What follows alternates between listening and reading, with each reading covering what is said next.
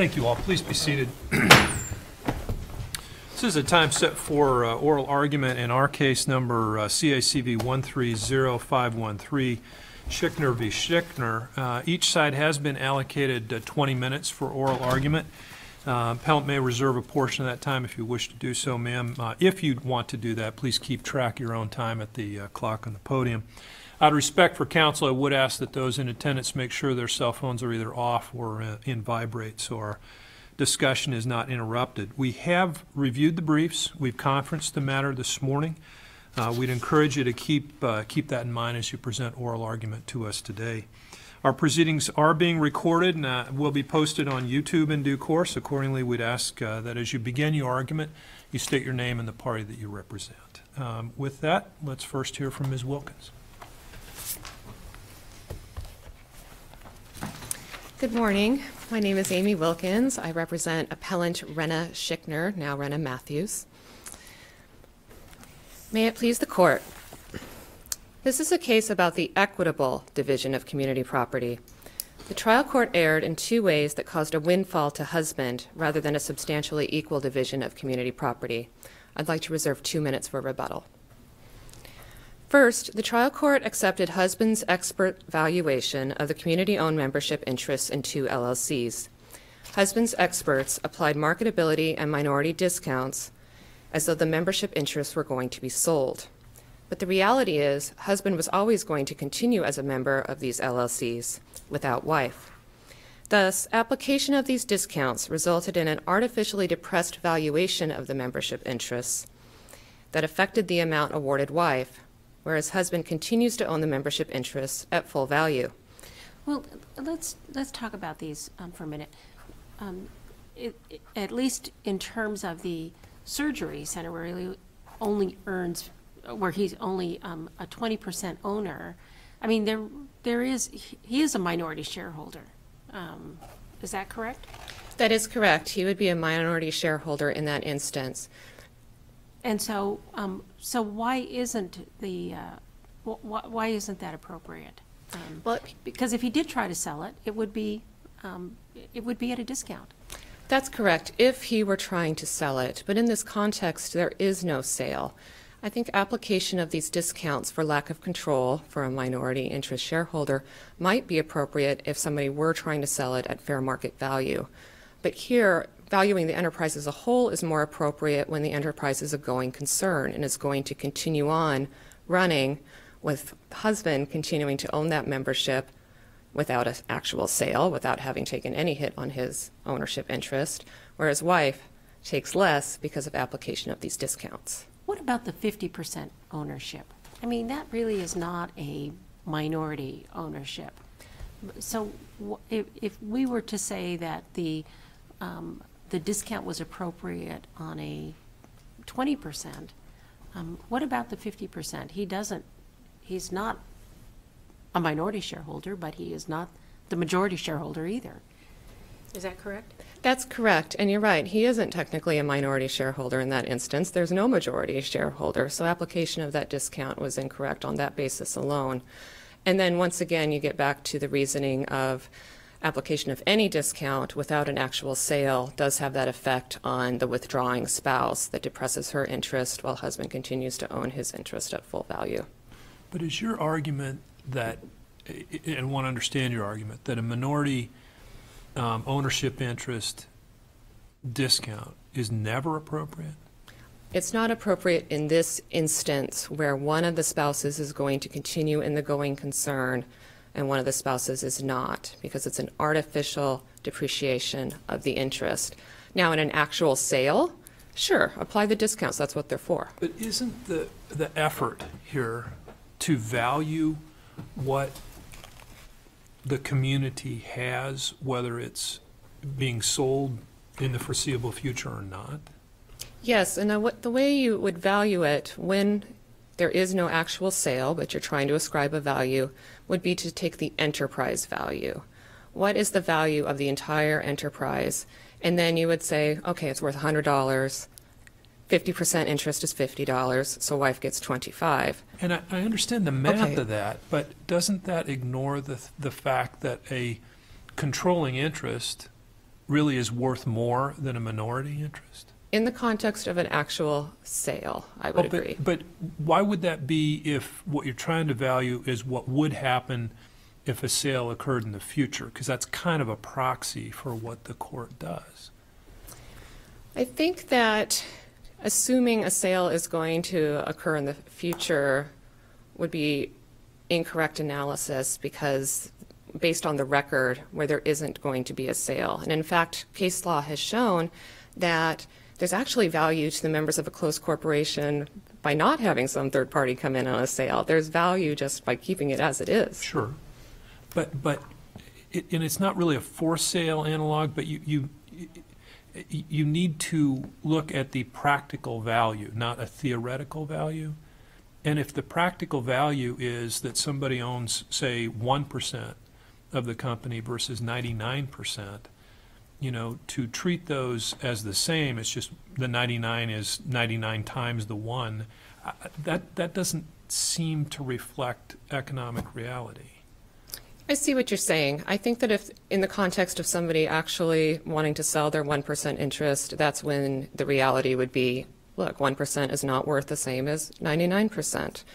But in this context of a marital dissolution proceeding, where you're really just saying, we're trying to get to substantially equal here, we're trying to be equitable, if you do apply it that way, then wife is getting less than the actual value of the interest. And so your point, and I think Judge Brown has a question, but let me ask you one more. So your point is you could never apply either a minority discount or majority premium unless there was an actual sale imminent? That's, that it would be, the trial court would never have the discretion to do that? I think in this instance where there is no sale imminent, yes, it would be an error to do that. But let me ask you a little bit more broadly, beyond this case, if there was not a sale planned or contemplated, the trial court would never have the discretion to do that as a matter of law. That's your position? Yes. If there, in this factual situation where one of the spouses is going to continue in the business and have the full value of that business, it would be inequitable to apply these discounts so that the other spouse takes a depressed portion of that amount. That's our position. So just to follow up on Judge Thomas' questions about sort of the practicalities. Okay, assume no sale, but what about the practicalities of ownership going forward? Rent. Let's just take rent, for example. And I know I'm not talking specifically about the precise issue here that has been alluded to, but just say that the majority, the controlling interest holder says rent's going to triple next year for the surgery center. And I don't even know if the surgery center is rented, but just for argument, rent is going to triple. Okay, and oh, by the way, we're not going to be open on Thursdays or Fridays. We're only going to do surgeries on Wednesday afternoons and Monday afternoons. I mean, just really making some very dynamic, but that's what a controlling interest holder does. So why shouldn't the experts and therefore the court have the ability to weigh all of these factors? I certainly see your point, and that was actually a point raised in the record here, in that there was an issue of whether or not there were inflated rents. And what husband's expert did is correct for that, saying an institutional buyer of the entire enterprise, not just a fragmented interest, would have the power to correct for that, whereas a minority interest holder would not, and that affects the value of the interest. But because that isn't squarely before this court, is because there is no sale of a fragmented interest. Well, I understand no sale, but I thought Mr. Coons, correct me if I'm getting the experts mixed up, but I thought Mr. Coons specifically gave some different alternatives. He's saying, here's the fair market value, here's the fair value. By giving it a value as to the fair value, wasn't he assuming no sale? Fair value should assume no sale. Fair value is usually, at least in the shareholder context. I don't mean to interrupt. Then, okay, to cut to way down the road, what did the trial court do here? When it actually came out with the numbers, where did the numbers, from your point of view, where did the numbers come from? The trial court adopted husband's expert's valuation that contained the minority discount, which but not to the dollar, right? Did they match up, right? Do they match up with those amounts? The trial court's ruling. I believe they do. I thought the trial court came somewhere in the middle of Mr. Kuhn's range? I would actually have to double check that, and I I'm can just do wondering that. if it was clear how the court derived at the numbers that came out at the back end. Yeah, he definitely, husband had two experts, Mr. Pinto and Mr. Coons. He said, they're kind of came out near each other. And I am going to have to just quickly look at their expert reports and double check that, and I'm happy to answer that during my rebuttal time, because I want to just make sure I'm giving you the right facts. Unless there are more questions on this, I'm going to turn to the distribution issue.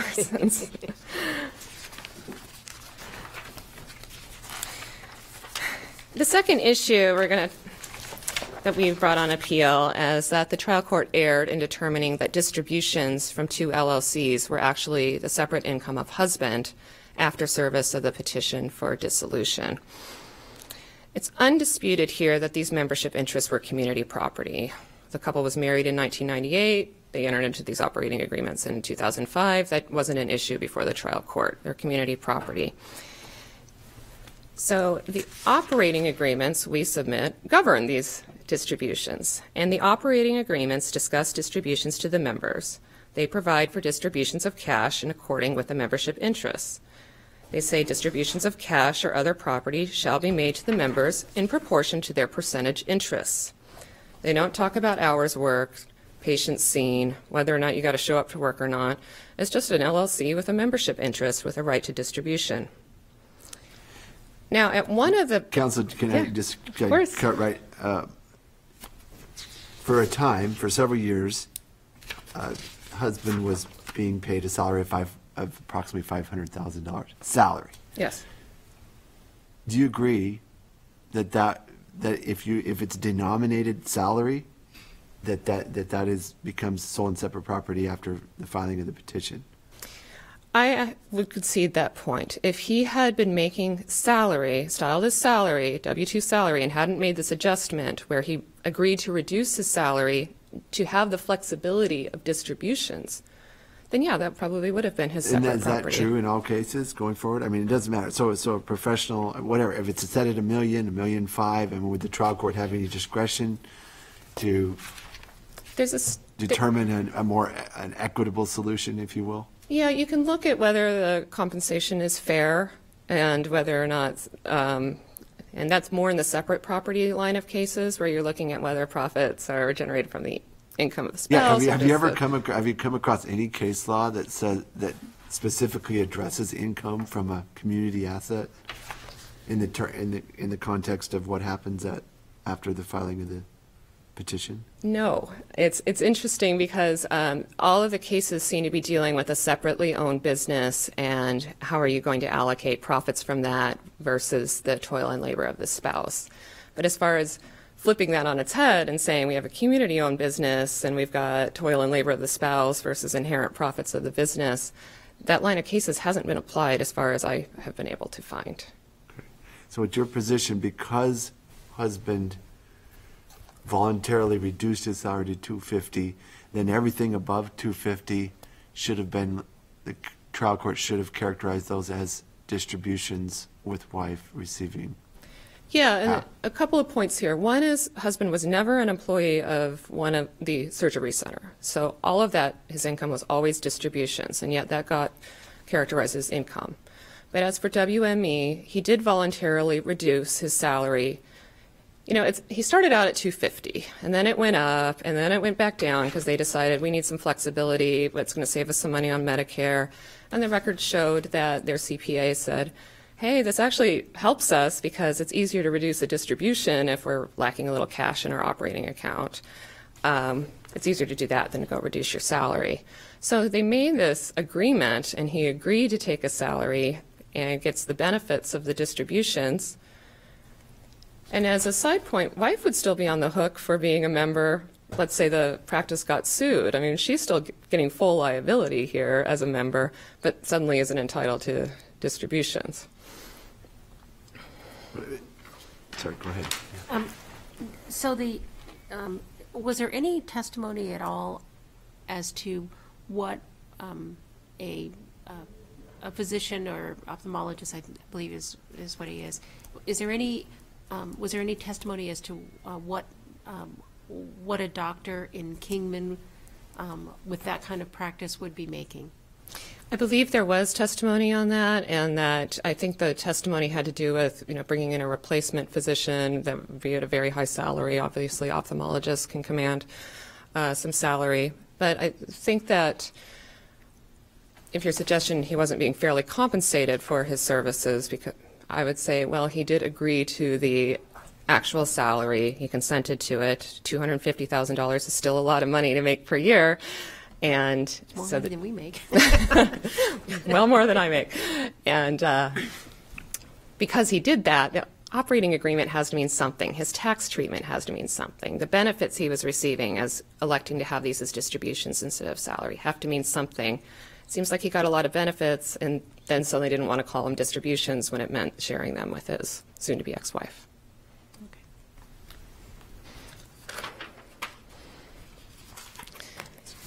I think that the trial court's holding also ignored the testimony at trial that distributions were made based on the remaining cash in the company. Although they were somewhat regular as with respect to WME, they also testify that there would be an occasional $50,000 bump, and that is really consistent with how distributions are made. If you have cash remaining in the company, then you take it out and you give it to the members. There was also testimony that if Dr. Schickner stopped working, it's not like they would stop giving him distributions. He would still have his right, but they would have to kick him out pursuant to the operating agreements, which is more consistent with a distribution than with your salary. Last, WME made money on other things than just Dr. Schickner and the other doctors' work. For example, they sold eyeglasses. That is not directly related. I'm pretty sure he wasn't out working the floor, but that's not in the record. Also, different doctors could use the ambulatory surgery center, so they were making money on that. In other words, the profit of the two LLCs was not just directly tied to his labor. Which brings me to my last point. I think that if we call this income, it creates a different standard for professional services.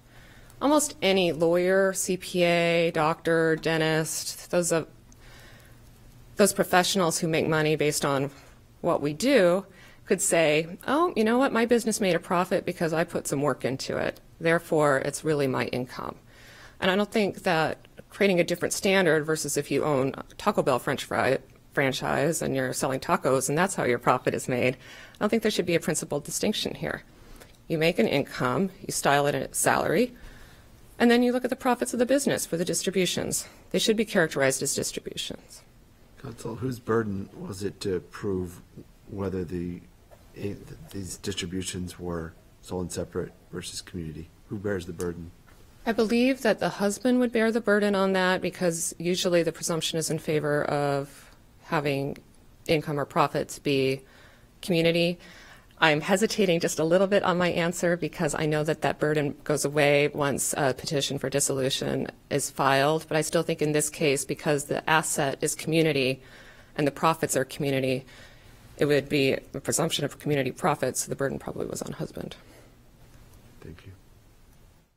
Unless you have anything else, I'm going to reserve the rest of my time. Thank you. Thank you. Thank you. Let me ask, Mr. Wadsworth or Mr. Rowley? Mr. Wadsworth. Very well. Thank you. Please proceed.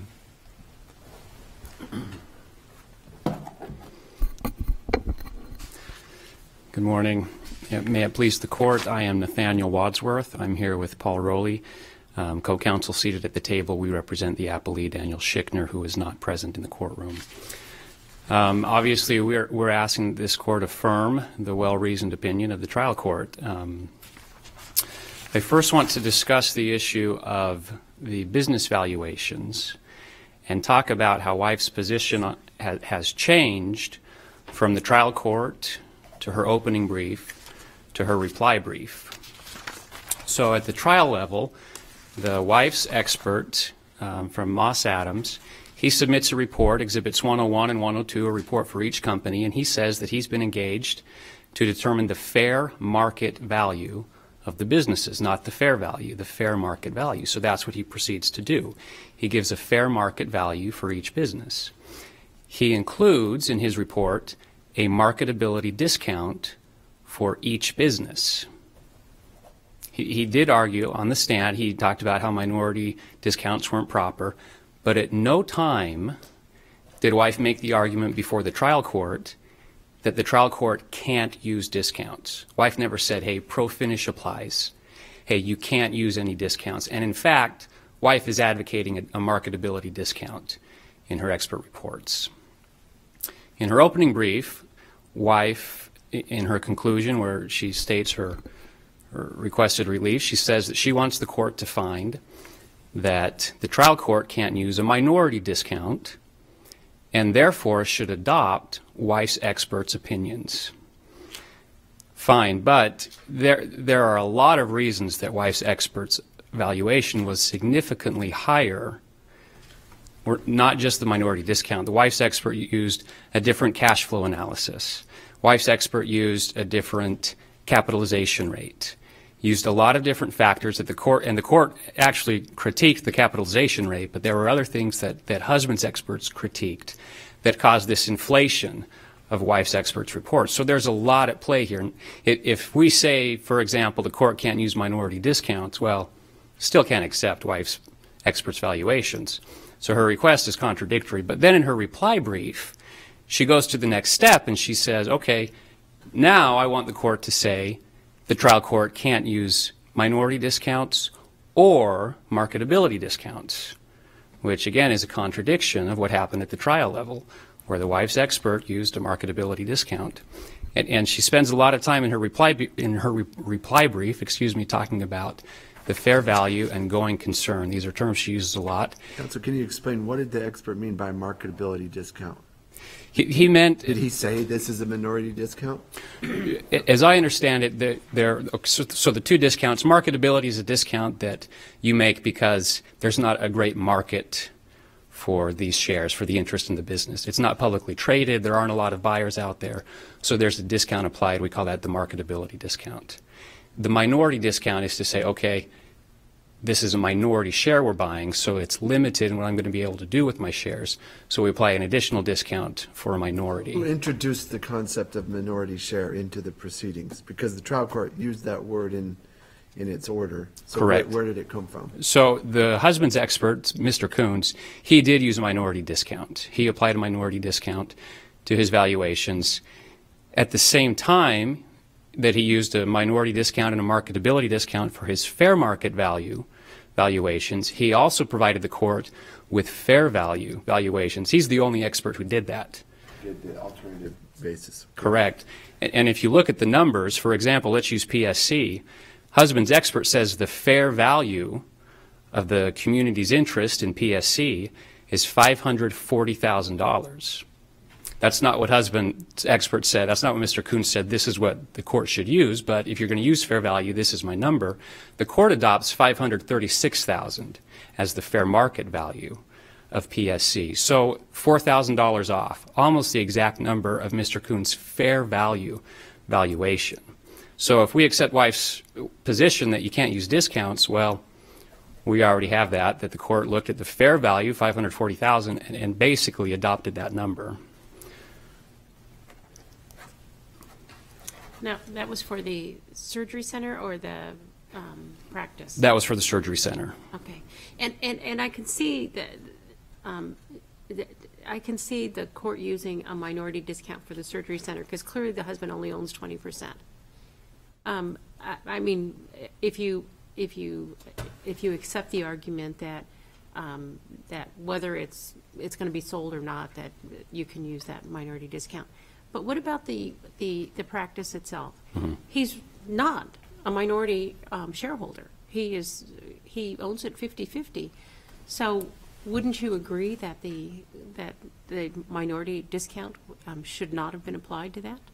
I don't agree. He's still not a majority holder, and the experts went back and forth on this. And to be fair, Mr. Coons used a different, if I remember correctly, he used a different minority discount for WME than he did for PSC. So for one, and again, I don't want to get the numbers wrong, but I think for one he used 15%, and for another he used 20%.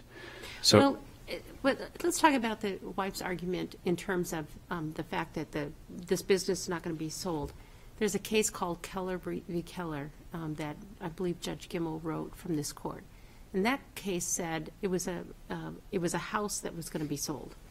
And the trial court in that case had applied a reduction to the value of the house based on cost of sale. But whoever was getting the house, I don't remember if it was husband or wife, I think it was the husband, said, I'm not selling the house. And this court said that was error, because if you're not selling the house, as in this case, that you're not selling the practice, that was error.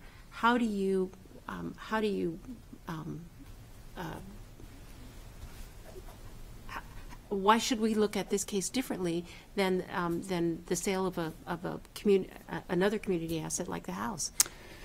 And I apologize for not being more familiar with the case. It sounds like that the discount was for the cost of sale. I don't know what that means, if that was the listing costs and fees to the... Costs for fees, realtors' fees, closing costs, those kinds of things. They came up with this is how much it would cost if we were to sell the house. And so, for example, if the house is worth $100,000, you take 10% for the cost of sale. Now at $90,000, each party gets $45,000.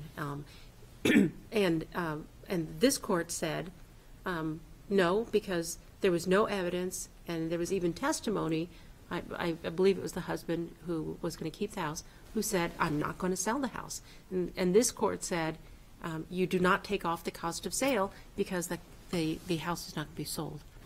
And I don't believe there's any testimony regarding the cost of sale for this business. For example, broker fees. If I'm going to sell the business, I might have broker fees. He might get a percentage. But why should any fees be taken off if the property is not going to be, if the business is not going to be sold, if the asset is not going to be sold? He's going to continue to work, and he's going to continue to own 50% of the practice and 20% of the surgery center.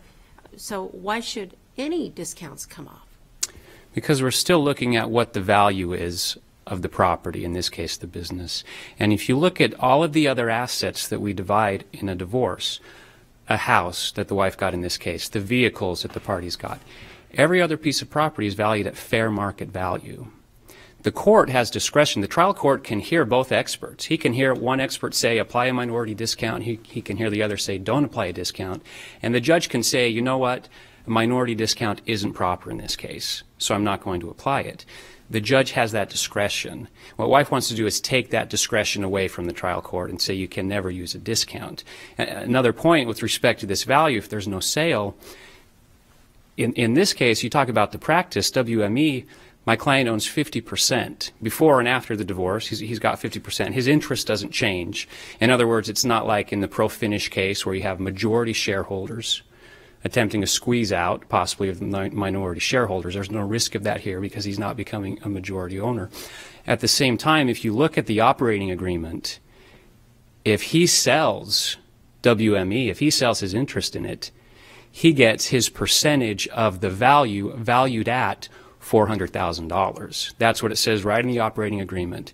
He has to give an option to his partner to buy it. So if Mr. Schickner today has a heart attack, he can't work anymore, he says, I've got to sell the business, his realizable benefit is $200,000, where the court... There was no cross appeal on that, though, correct? Because what you're effectively saying is under the operating agreement, the valuation was too high. That's correct. We're not saying that it should be lower. Let me ask, though, and I appreciate that.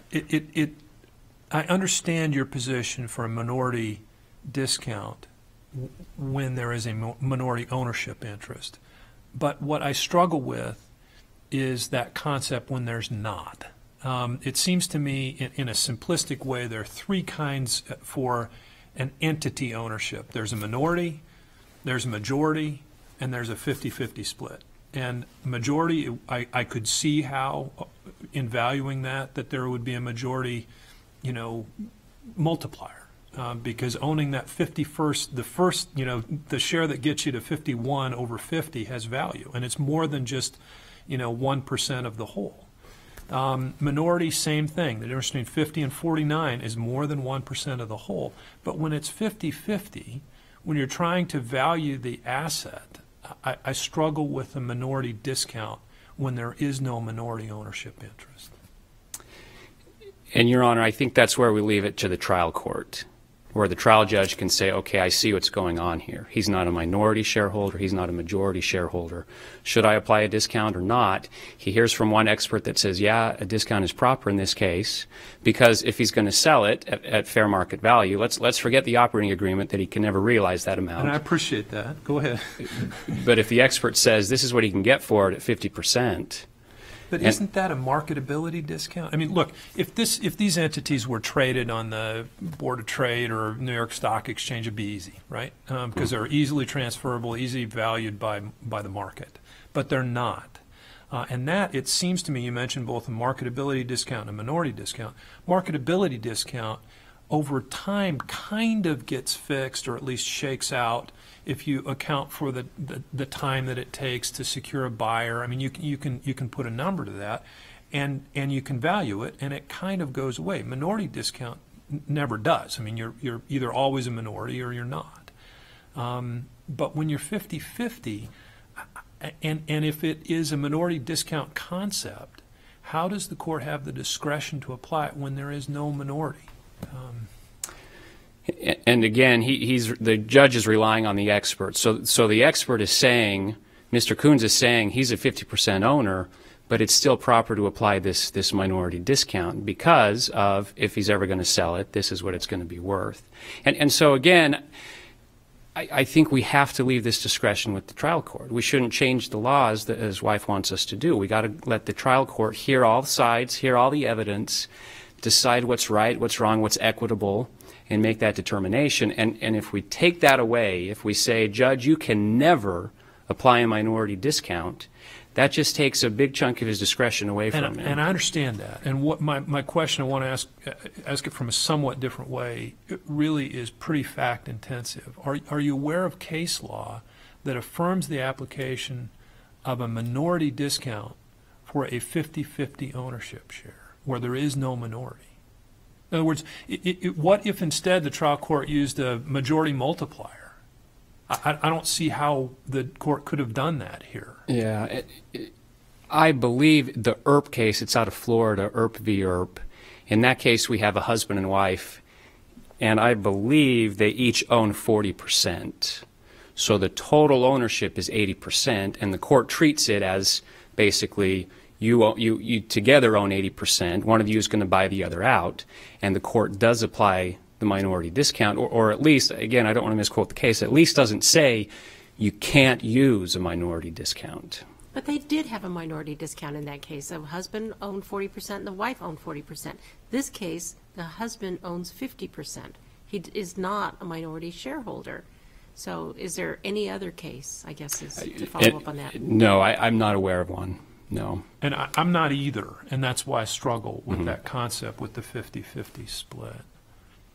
Anyway, I've interrupted you more than once. Thank you. I appreciate it. I want to make another point going back to the realizable benefit. Wife in her reply cites this Walsh v. Walsh case that talks about professional goodwill. There was a goodwill component to the valuations from both sides.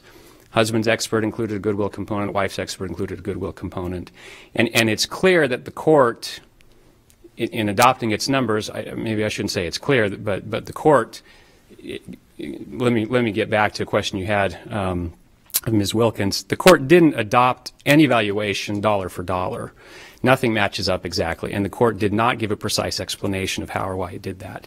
They do generally line up with the averages of husband's experts. I forgot the point that I was making. The Walsh case, so there was a goodwill component in these valuations.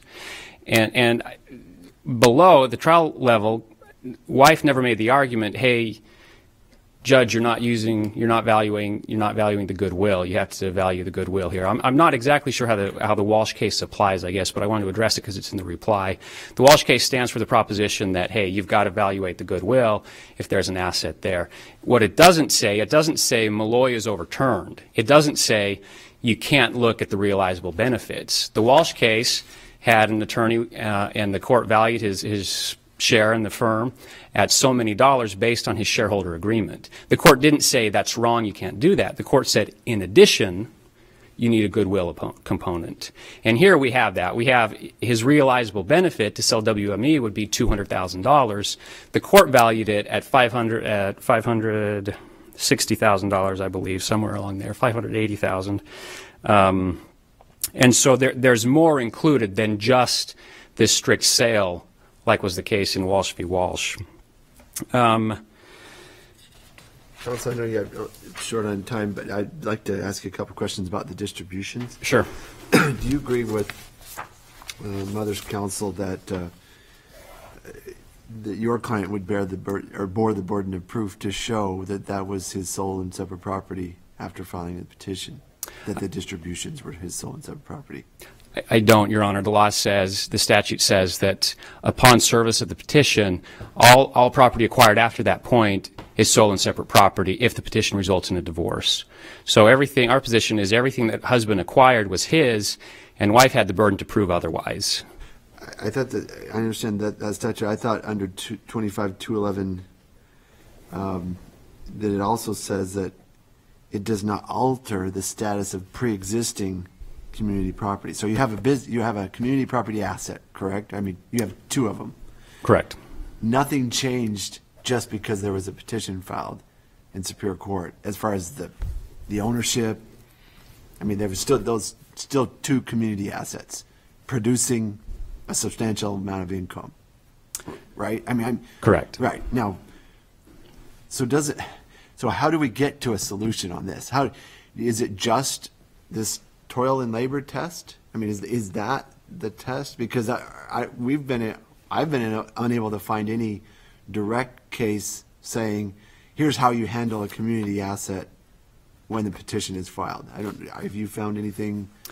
Nothing published. Nothing published. Okay. What do you propose then? How should we handle this? Because are you saying that it's just a pure toil and labor question? That is our position. It is the toil and labor. So we have these assets, two companies. The wife still has her interest in these companies. That's why she's getting paid an equalization payment of $569,000. She didn't lose her interest in those companies. But going forward, following the petition, his income, his salary is his. And if the trial court determines, as it did here, that all of that salary is based on his toil and labor, and that is the test that we proposed, that if that's all coming in because of his toil and labor and not because of some inherent value in the business that doesn't require him to work to earn everything he gets, then that's his separate property. Well, you know, it's interesting because you refer back to the operating agreement for purposes of the sale of the businesses, but yet for purposes of this issue, you don't refer back to the operating agreement, which says that his salary is $250,000, and and everything else is distributions.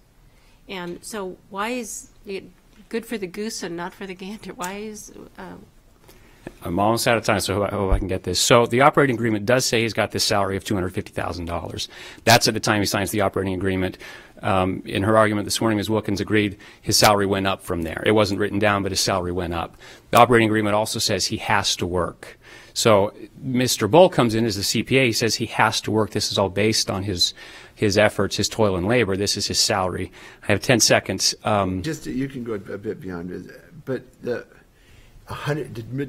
Mr. Bull testify 100% that's in toil and labor? Because I thought he waffled a bit and said, or at least not waffled, but acknowledged that there was some cash, maybe even $50,000 cash. I don't know which entity, or do you recall that? Or was he confident that everything was due to toil and labor? Your Honor, my reading of the record is that he was confident it was all due to his toil and labor. And I'm out of time. Thank you, Thank Counsel. you. Let's give Ms. Wilkins an additional 30 seconds, if we could, Madam Bailiff. Okay, a couple of quick points. Oh, are you ready? Not quite. Sorry. We'll get there. Ms. Wilkins, please Okay, proceed. thanks. A couple of quick points. The operating agreement actually goes the other direction. There is case law that I did not put in my notes, but there's case law that says when you have this context of one member, the community is ending its membership, the operating agreement doesn't actually apply in the marital dissolution context because it's not like the LLC is actually ending.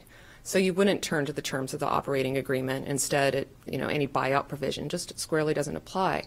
But here it would govern dividends. There's no reason for there to be a distinction because dividends are paid according to the operating agreement and governs the members' interests.